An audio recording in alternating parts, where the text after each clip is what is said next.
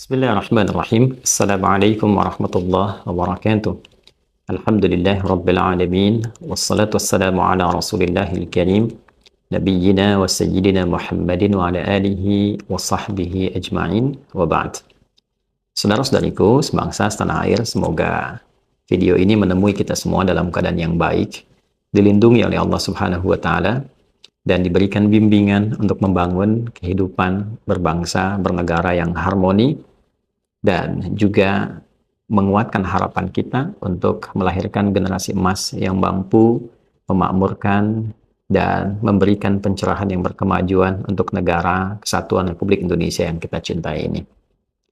Teman-teman, di video ini saya ingin memberikan sedikit catatan kritis berdasarkan dengan rasa cinta, kasih sayang untuk membangun harmoni, tidak dalam rangka untuk menyudutkan, dan tidak pula ada rasa untuk melahirkan sifat ataupun sikap yang tidak terpuji, tidak baik. Justru ini dihadirkan oleh kami dalam rangka membangun satu nilai-nilai yang baik untuk semuanya.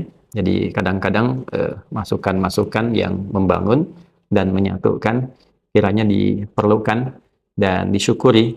Banyak wacana-wacana yang muncul belakangan ini walaupun juga merasa kurang nyaman, tapi tentunya semua itu Allah tetapkan dan bisa kita dapatkan. Boleh jadi ada hikmah yang bisa kita optimalkan untuk menyatukan kehidupan berbangsa, bernegara dalam keadaan yang lebih baik.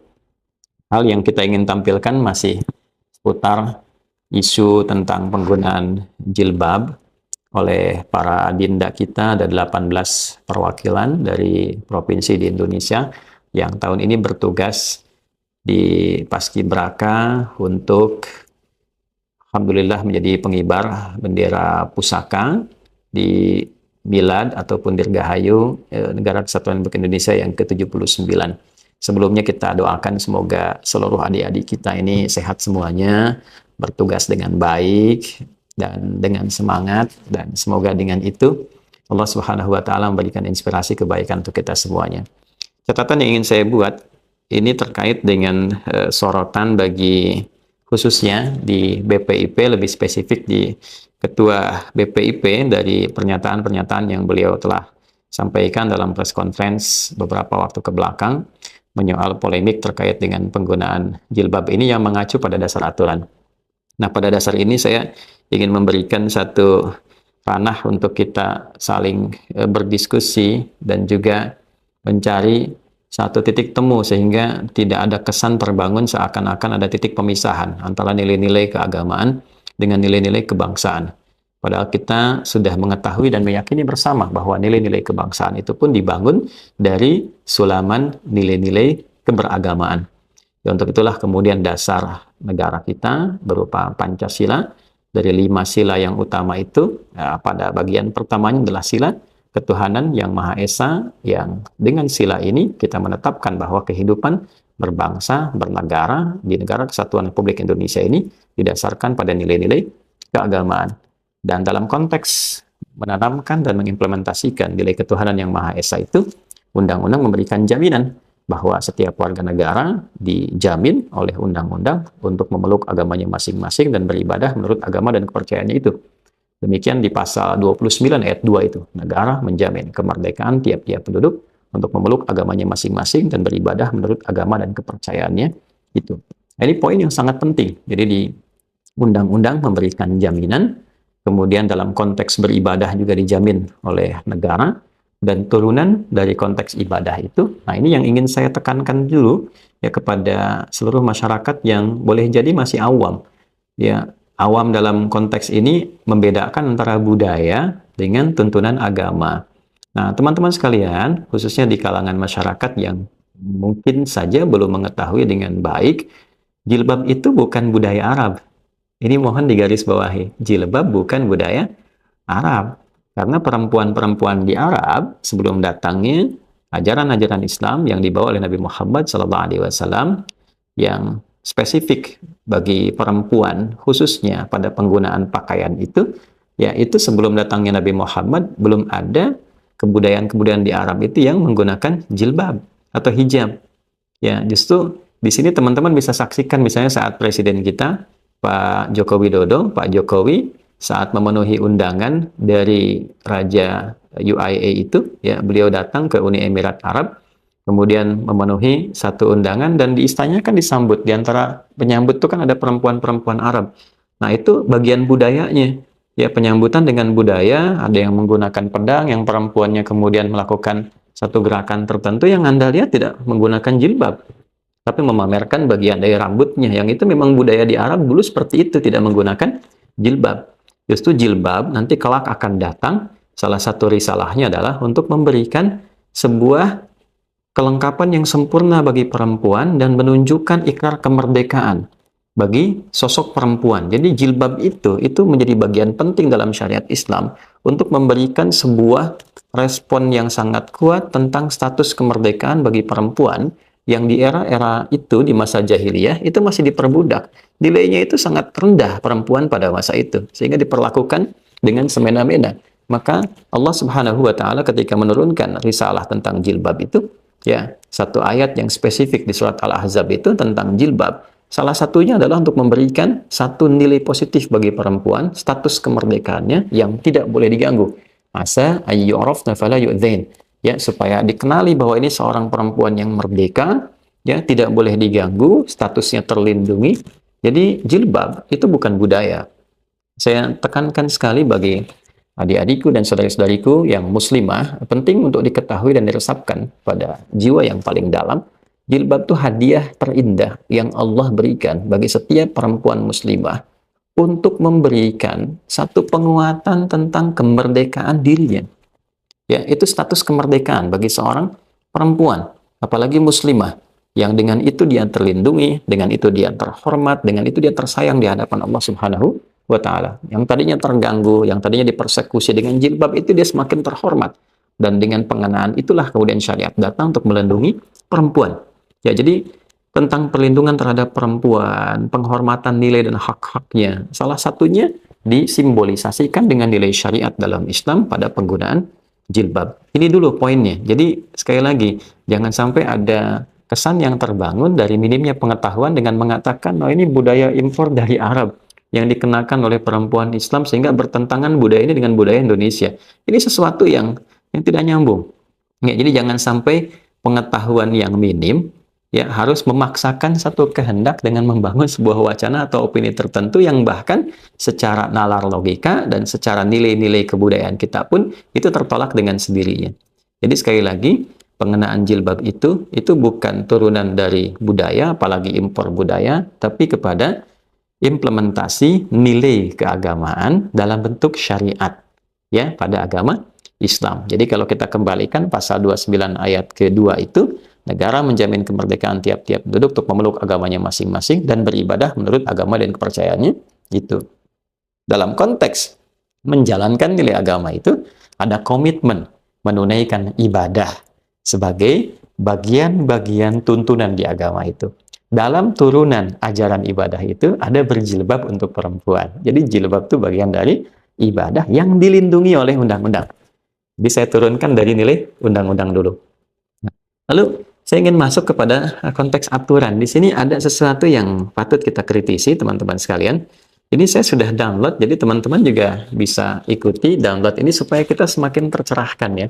Jadi saya berusaha untuk kita sama-sama belajar menampilkan data-data yang ilmiah, dan dengan data ini kita bisa mengetahui bukan hanya penguatan dari dasar akan sesuatu dikerjakan dalam konteks kehidupan berbangsa bernegara, khususnya dalam hal ini, tapi juga nanti kita akan lihat dalam bangunan logika ya yang disusun serta implementasinya. Nah, yang saya maksudkan kita cepat saja.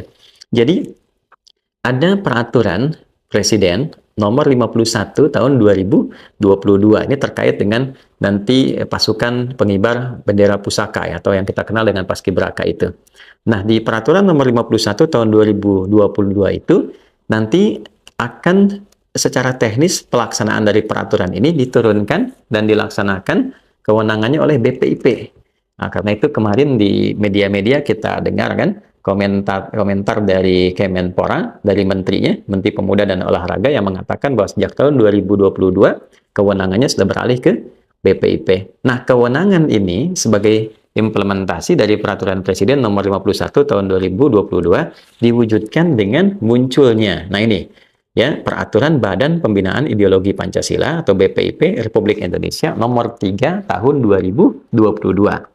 Ya, jadi dasarnya tadi dari Peraturan Presiden Nomor 51 Tahun 2022 yang memberikan amanah ya untuk pengaturan pelaksanaan dari aturan-aturan ini terkait dengan program pasukan pengibar bendera pusaka, lalu diserahkan ke BPIP, BPIP lalu melahirkan Peraturan Nomor 3 Tahun 2022.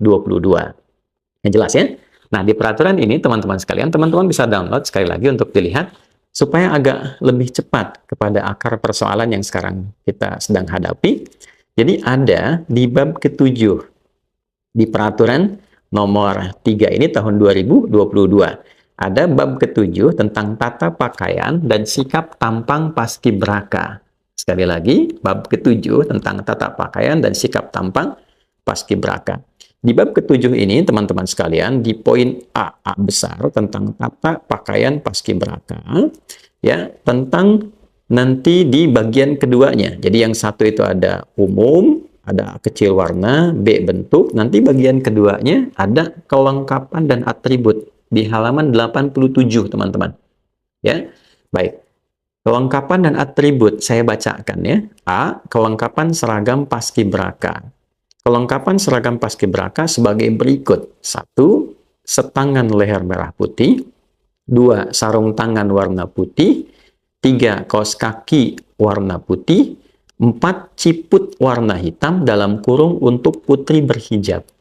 Saya ulangi, 4, ciput warna hitam dalam kurung untuk putri berhijab. 5, sepatu pantofel warna hitam sebagaimana gambar di bawah. Dan 6, tanda kecakapan atau kendit dalam kurung dikenakan saat pengukuhan paskibraka. Jadi di sini ada 6 poin pada kelengkapan dan atribut, yaitu kelengkapan seragam paskibraka. Dari 6 poin ini, poin 4-nya terdapat ciput warna hitam untuk putri berhijab. Jadi ada aturan juga ya yang di sini memberikan satu nilai bukan toleransi sesungguhnya, tapi implementasi dari nilai kebinekaan itu sendiri. Saya baca ini dari awal sampai ke akhir itu yang ditandatangani oleh Ketua BPIP yang sekarang, Pak Yudian Wahyudi, saya baca. Bahkan di dalamnya itu ada banyak hal yang sangat menarik. Nanti kita akan kupas sedikit demi sedikit. Nah, saya soroti yang ini dulu dari segi aturan. Jadi ini kan aturan pokoknya. Aturan pokok dari Peraturan BPIP Republik Indonesia Nomor 3 Tahun 2022. Dan ini ditandatangani oleh Ketua BPIP itu sendiri. Bahkan nanti di bawahnya nanti ada beberapa juga yang memberikan tanda tangan untuk penguatan ya sebagai bagian dari satu nilai hukum yang berlaku di Negara Kesatuan Republik Indonesia, khususnya terkait dengan paskibraka. Nah, ini aturan pokoknya yang ini. Jadi di aturan pokok ini terkait dengan pakaian, kelengkapan, dan atribut, ternyata ada akomodasi untuk putri-putri yang berjilbab. Ya, jadi bila ada pasukan paskibraka yang putri mengenakan jilbab, sesungguhnya sudah diakomodasi dengan adanya peraturan ini. Nah, yang paling menarik di sini, teman-teman sekalian, nah, mengapa kemudian di sini ada satu SK dan SE? Jadi kalau kita lihat di sini, SK itu surat keputusan, SE-nya adalah surat edaran. Ya, di SE-nya nomor 128 ya 128 garis miring P besar E besar titik 00 titik 04 garis miring 01 garis miring 2024 ya garis miring WK titik BPIP. Ini kan?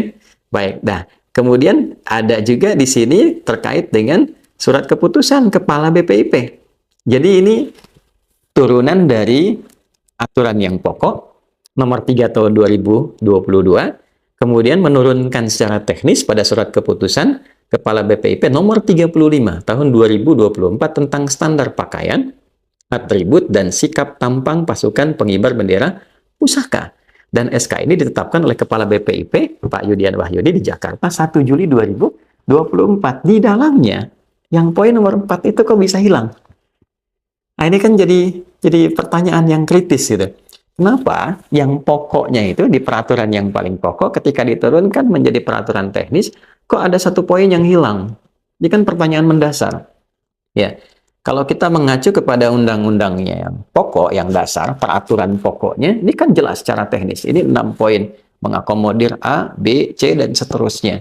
Ya, dan tidak ada masalah tentang persoalan jilbab, karena itu di tahun-tahun sebelumnya tidak pernah ada isu tentang ini.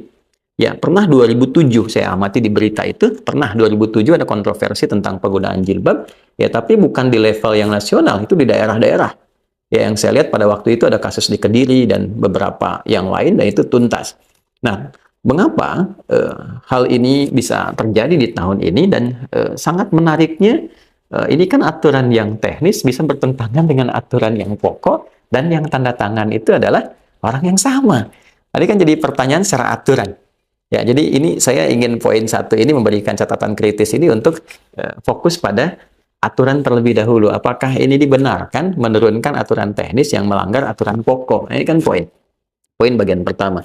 Kemudian yang kedua, ini yang tadi sempat saya singgung pula. Kalau kita melihat dari mulai pertama, ya dari pertama ini saat peraturan nomor 3 tahun 2022 itu ditampilkan kepada kita, itu dibuka dengan rahmat Tuhan yang Maha Esa. Nah, jadi ini menarik nih, peraturan-peraturan presiden sampai keturunan badan ke bawah lembaga itu selalu diawali dengan kalimat dengan rahmat Tuhan yang Maha Esa. Nah, saudara, kita ini menginginkan peraturan itu dirahmati oleh Tuhan yang Maha Esa, tapi dalam saat yang sama kita mengeluarkan satu aturan teknis justru yang melanggar ketentuan-ketentuan ya bagi satu tuntunan Tuhan yang Maha Esa yang mengikat khususnya bagi umat Islam, muslimahnya, perempuannya. Ini kan jadi masalah. Apalagi nanti kita akan dapatkan di turunan-turunan isi dari peraturan nomor 3 tahun 2022 ini yang menampilkan kata takwa, kata ihsan, bahkan nanti dalam pengukuhan itu ada sebuah janji yang disampaikan oleh para seluruh paskibraka yang terpilih itu, dan di antara nilai-nilai yang disampaikan itu bahkan ada kata-kata yang tegas, ya. Menjadi makhluk Tuhan, kemudian ada nilai-nilai takwa di dalamnya, nilai-nilai ihsan, nilai-nilai akhlak yang mulia. Ihsan itu kan jelas, ya. Dalam definisi Anda silahkan cari di kosakata manapun. Ihsan itu kosakata yang melekat pada nilai agama dalam Islam. Didapatkannya dalam hadis. Hadisnya di Sahih Muslim, nomor hadisnya ke-8. Kalau ingin ringan, diambil itu dalam satu bagian dari 42 hadis Imam Nawawi, nomor hadis yang kedua, ya Al-Arba'in Nawawiyah itu. Hadisnya dari Umar bin Khattab radhiyallahu taala anhu. Ihsan itu jelas, anta budallaha ka'annaka tarahu fa illam takun tarahu fa innahu yarak. Berusaha menjadikan aktivitas sebagai ibadah ya kepada Allah Subhanahu wa taala, Tuhan yang Maha Esa. Ya walaupun tak mampu melihatnya, tapi kita beribadah dengan merasakan Allah mengawasi kita. Jadi kalau paskibraka putri itu diminta berikrar menjunjung sikap ihsan dan dia mengenakan jilbab, itu dia sedang mempraktekkan nilai ihsannya dan dia merasa diawasi Tuhan. Nah, pengawasan Tuhan ini dibatalkan oleh SK Ketua BPIP nomor 35 tahun 2024 ditandatangan 1 Juli 2024.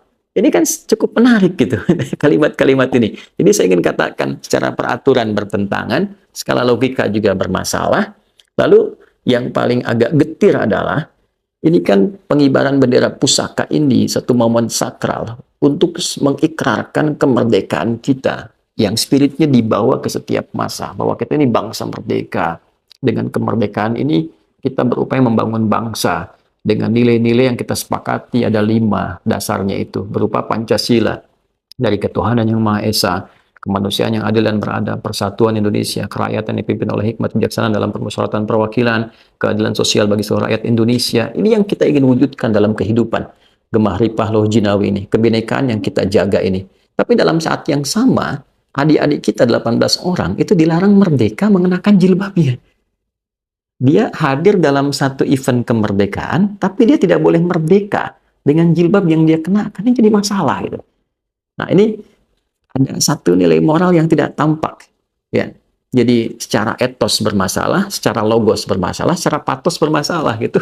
Ya etikanya tidak hadir di sini karena ada benturan antara SK dengan peraturan. Logikanya dalam keilmuan juga tidak nyambung di sini. Secara kepantasan juga kemudian tidak berlaku. Ini kan poin yang sangat luar biasa. Ya.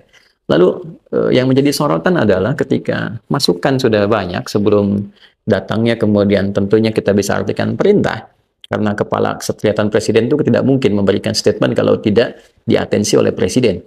Ya, Pak Hero Budi menyampaikan bahwa adik-adik 18 ini sudah boleh menggunakan jilbabnya. Untuk itu juga BPIP belakangan juga ikut ya pada statement itu dan mengucapkan terima kasih ya kepada media juga dan massa yang memberikan atensi dan sebagainya.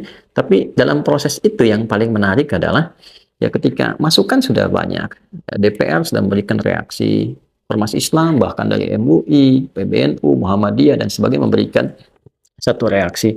Yang muncul dalam press conference kan agak menarik ya, bahwa ini kan ditampilkan dalam bentuk sukarela.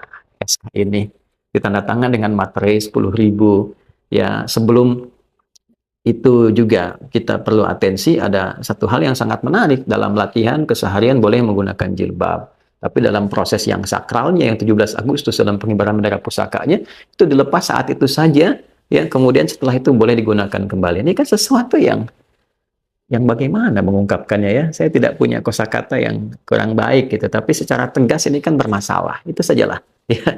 Jika sesuatu yang sangat bermasalah ya tidak dipaksa, tapi Anda sodori aturan ya, Anda dengan bahasa, tata bahasa, dengan pengemasan katanya sukarela, tapi aturan itu harus tanda tangan bermaterai, yang kalau tidak ikut kan artinya gagal untuk proses itu. Kan jadi bermasalah gitu. Nah, kalau logika ini dipakai, logika seorang ketua BPIP lalu dipakai, diterapkan oleh orang-orang karena dia berdalih begini misalnya di masyarakat. Ya, karena ini ketua BPIP ini ya, karena ketua BPIP telah memberikan dan memberikan contoh satu logika ya dengan sukarela tanpa paksaan itu terjadi. Nanti jangan-jangan ada orang ya mau memberikan satu bantuan sembako misalnya ya kan? Secara sukarela orang-orang harus tanda tangan dengan syarat misalnya pindah agama. Yang penting sukarela, tanda tangan 10.000 materialnya. Kan bermasalah. Ya. Gimana kalau ada kejadian seperti itu? Ya, tiba-tiba ada pembagian sembako yang pengen ngambil, silahkan boleh ambil. Tapi dia harus pindah agama dulu. Tapi silahkan sukarela saja. Kalau mau tanda tangan, kalau tidak ya nggak usah. Kan jadi masalah. Ya. Kalau nanti ada kasus yang lebih nyeleneh lagi, yang mau ambil sembako nilainya 5 juta, silahkan. Ya, semua yang laki-laki misalnya nanti harus pakai sarung, nggak pakai apa-apa. Yang perempuan juga, naudzubillah, misalnya dengan syarat-syarat yang jelek tertentu, ya, dengan catatan Anda asal sukarela saja. Tanda tangan materi 10.000, kan jadi masalah seperti itu. Ini kan logika yang tidak sehat. Ya, nah, jadi saya pikir ada sesuatu yang kita mesti koreksi bersama, entah apa ini persoalannya, karena saya yakin juga ketua BPIP ini kan juga backgroundnya pernah pesantren, bahkan di 2 pesantren besar, saya tidak perlu sebutkan, bahkan S1-nya adalah tentang syariat, ya jurusannya. Nah, saya kira sangat paham lah tentang penggunaan jilbab ini, tapi isu yang paling besar adalah mengapa mesti ada SK itu dalam situasi yang sekarang kan tidak mudah, kondisi berbangsa, bernegaranya secara politik juga sedang tidak baik-baik saja, sedang tidak tenang, disusul dengan kejadian seperti ini. Saya kira saya berharap kepada seluruh elit dan stakeholder bangsa bernegara ini, saya harap mohon bernegarawan lah gitu. Ya, mohon dengan sangat lah, kalau Anda punya persoalan di atas dan Anda turunkan ke bawah, yang gelisah masyarakat, kan jadi persoalan. Nanti ketika rame yang diminta kami-kami lagi. Minta tolong ulama, minta tolong ustadz, teduhkan ini dan itu. Tapi kan yang bikin ulah Anda juga di atas. Kan jadi masalah. Ya, jadi saya harap, mohon maaf dengan kalimat terakhir ini, karena memang banyak sekarang kali terjadi di masyarakat, dan kita yang kemudian keteteran. Ya, harus menenangkan, meneduhkan, sementara gejolaknya kan tumbuh banyak di atas. Nah, poin berikutnya yang tidak kalah penting, jangan sampai ini menjadi dugaan seakan-akan adanya benturan antara nilai agama dengan nilai kebangsaan. Ini kan tidak dibenarkan. Ya, karena kita ketahui bersama bahwa nilai kebangsaan itu diselimuti oleh nilai-nilai keagamaan. Simpul-simpul keagamaan ini hadir membersamai nilai berbangsa, bernegara. Indonesia ini bukan negara agama, tapi kehidupan berbangsa bernegaranya dijiwai dan diliputi oleh nilai-nilai keagamaan, ketuhanan yang Maha Esa. Masuk dalam semua lapisan kehidupan berbangsa dan bernegara. Saya kira bukan eranya lagi mempertentangkan, ya, apalagi dalam misalnya tes wawasan kebangsaan, ya, seakan ada dikotomi antara nilai keagamaan dengan nilai kebangsaan. Saya kira itu sesuatu yang harus diperbaiki. Ya, jangan sampai nanti orang-orang yang ingin berjilbab seakan menjadi asing di negeri sendiri. Ya kan? Padahal para pejuang juga berjuang dengan meneriakkan kalimat-kalimat takbir, kalimat agama. Ya, mohon diingat kembali, para pejuang kita itu Bung Tomo takbirnya menggelegar. Allahu Akbar. Ya, para pejuang-pejuang kita dan sebagainya. Ya, dan rata-rata yang para pejuang itu kan mereka akan berangkat yang muslim itu datangnya ke kiai, minta doa. Mereka perbaiki wudhu, mereka sholat dengan baik. Nilai keagamaan. Demi Allah saya katakan, di garis terdepan, tidak ada yang paling kuat membersamai ketika berjuang dalam konteks perjuangan militer itu khususnya, kecuali nilai agama, hubungan dia dengan Tuhannya, itu yang paling kuat membersamai. Jadi kalau kita mencoba untuk memisahkan dan naudzubillah, mendikotomikan antara nilai agama dengan nilai kebangsaan, dikhawatirkan malah bukan hanya moralnya yang runtuh, ya lapis-lapis kekuatan yang menyulam negara kesatuan Republik Indonesia ini sampai merdeka, sampai kita kuat, dan kita cantumkan dalam preambul undang-undang atas berkat rahmat Allah yang Maha Kuasa, itu nanti malah memberikan satu pelemahan yang memudarkan ya nilai-nilai kebangsaan yang telah kita sepakati. Saya mohon maaf kalau apa yang saya sampaikan ada yang kurang berkenan, pilihan kata yang tidak sesuai, tapi sekali lagi kami sampaikan bahwa ini adalah rasa cinta yang kami utarakan, tidak dimaksudkan untuk mengecilkan atau menyudutkan pihak-pihak tertentu, lebih karena kita ingin menjadi lebih baik berkontribusi. Kalau sekiranya dinilai ada yang tidak penting, mohon diabaikan saja. Dianggaplah ini salah satu bagian dari curahan hati salah satu warga negara yang tentunya juga dijamin oleh undang-undang demi Indonesia yang lebih baik, demi kemajuan kita bersama. PPIP itu penting menurut saya, ya, tapi lebih penting lagi diisi oleh orang-orang yang capable, ya, dan juga orang-orang yang punya sikap negarawan yang kuat, yang baik, yang dengan itu diharapkan mampu menjadi teladan untuk seluruh anak bangsa ini sehingga mampu menjadi generasi emas untuk memakmurkan Indonesia ke depan. Adi Hidayat, mohon maaf. Assalamualaikum warahmatullahi wabarakatuh. Obrigado.